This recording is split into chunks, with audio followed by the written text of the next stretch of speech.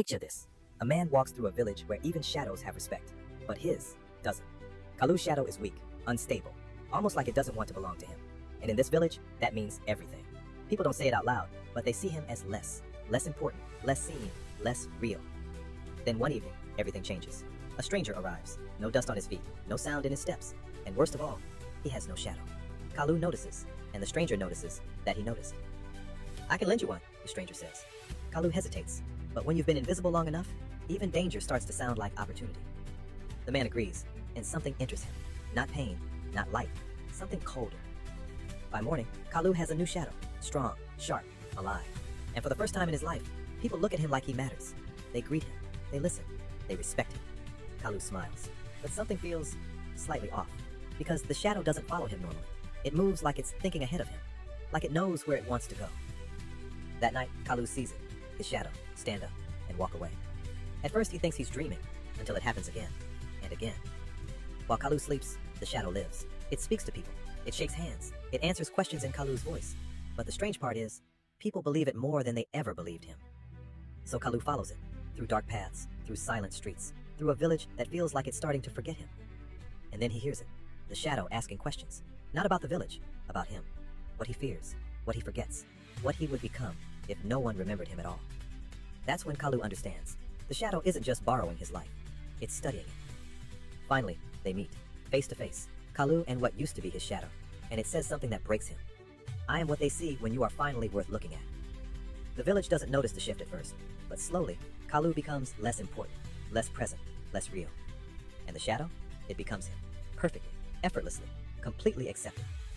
Now picture this. A man still walks through the village, but no one stops for him anymore. No one greets him. No one remembers what he once was. Only the shadow remains, living his life, smiling his smile, being more real than he ever was. And somewhere in the distance, Kalu is still standing, watching, waiting, slowly fading. Because in this village, even a shadow can replace the man who owned it. After the shadow took Kalu's place, he expected a fight. He expected to prove who he was. But when he returned to the village, nobody recognized him. Not the traders, not the elders, not the children who used to run through the streets calling his name.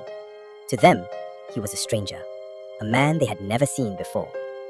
At first, Kalu thought it was some kind of trick, some cruel illusion. But then he saw it with his own eyes. The people he knew best looked at him with confusion, as if he had never existed. Desperate, Kalu went home. Surely his mother would remember him. Surely she would know her own son. He stood before her door, heart pounding. When she opened it, he smiled. But her smile never came.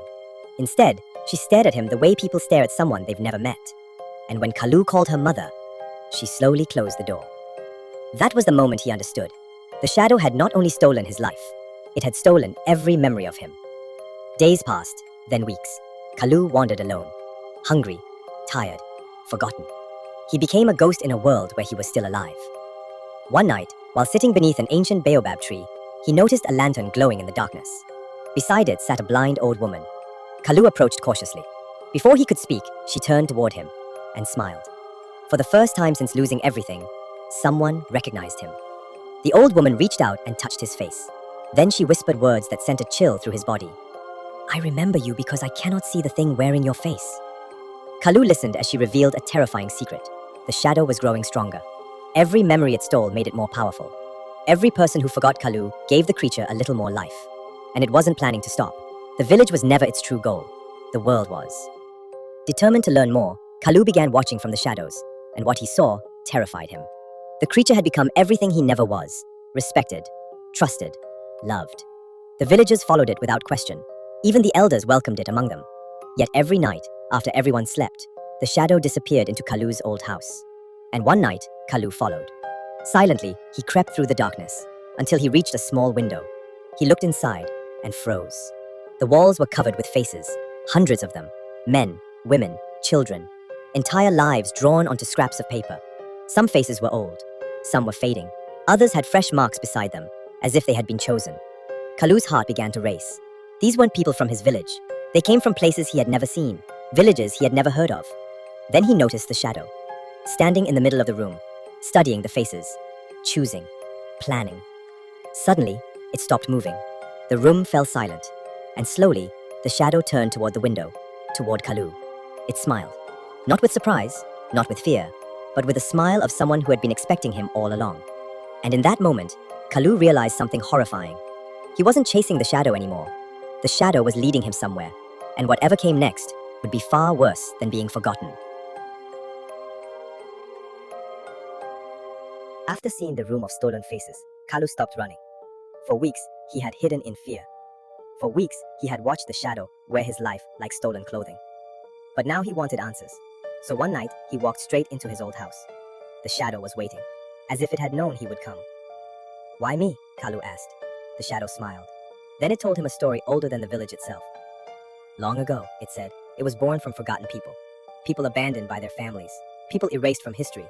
People whose names no one spoke anymore. Over time, their loneliness became something alive, something hungry, something that learned how to steal identities. "And why did you choose me?" Kalu asked. The smile widened. "Because you were already disappearing." The words struck harder than any weapon. The shadow explained that the easiest life to steal was the life of someone who already believed he had no value. Someone who felt unseen. Someone like Kalu. Then the shadow revealed its final secret. Every memory it stole became part of its power. Every forgotten person made it stronger. And once a person was forgotten completely, they vanished forever. Not dead, erased, as though they had never existed. Kalu knew he had to stop it. But he had no weapon, no army, no power. Only one person still remembered him, the blind old woman. When Kalu found her, she listened quietly. Then she gave him a single piece of advice. "People forget names," she said, "but they never forget sacrifice." Kalu left the old woman with those words echoing in his mind. For several nights, he watched from the shadows. He watched the creature wearing his face. He watched the villagers laugh, work, and live their lives. And he thought about what the old woman had said. At first, he didn't understand. Then, a few nights later, disaster struck. A fire broke out in the village. Flames spread from roof to roof. Smoke filled the streets. People screamed. Children were trapped. Elders couldn't escape. Panic consumed everything. The shadow watched from a distance, protecting itself, protecting its stolen power. But Kalu ran into the flames, again and again and again. He carried children to safety, pulled elders from burning homes, dragged injured villagers through smoke and fire. Each rescue cost him strength, but each rescue also did something strange. Memories began returning. A trader suddenly remembered lending Kalu food. A child remembered playing beside him. An elder remembered his voice. The more people he saved, the more they remembered. The shadow felt it. Its power began to crack. Darkness leaked from its body. The faces trapped inside started pushing outward, trying to escape. Soon the entire village gathered, and for the first time, they saw the truth. There were two Kalus, one made of memory and one made of theft. The shadow screamed. Its stolen faces burst free like smoke into the night sky. Hundreds of lives, hundreds of memories, finally returning home. The villagers remembered everything. The lies, the stolen identity, the real Kalu. Even his mother remembered. She pushed through the crowd, tears streaming down her face, and called his name. The shadow began falling apart. Its power was gone. Its stolen memories were gone. For the first time, it was afraid. "If they remember you," it whispered, "they will forget me." Kalu smiled. The first real smile he had worn in a long time. "Then you'll know how it feels." The shadow dissolved into the wind and vanished forever. The village was saved. The memories were restored. Everything should have been over. But every victory has a price. As the final stolen memory returned to its owner, Kalu felt himself fading. The magic needed balance. To restore everyone else's memories, someone had to be forgotten. And Kalu chose himself. By sunrise, the village was celebrating. Families reunited, stories restored, peace returned. But Kalu was gone. Not dead, not erased, gone. Years later, travelers spoke of a wandering man who appeared whenever someone was lost. A man who guided strangers home. A man with kind eyes, a tired smile, and no shadow. Some believed he was only a legend. Others swore they had seen him. But nobody knew his name anymore. Except one blind old woman, who still sat beside her lantern, smiling whenever the wind passed by. Because she remembered, and she always would.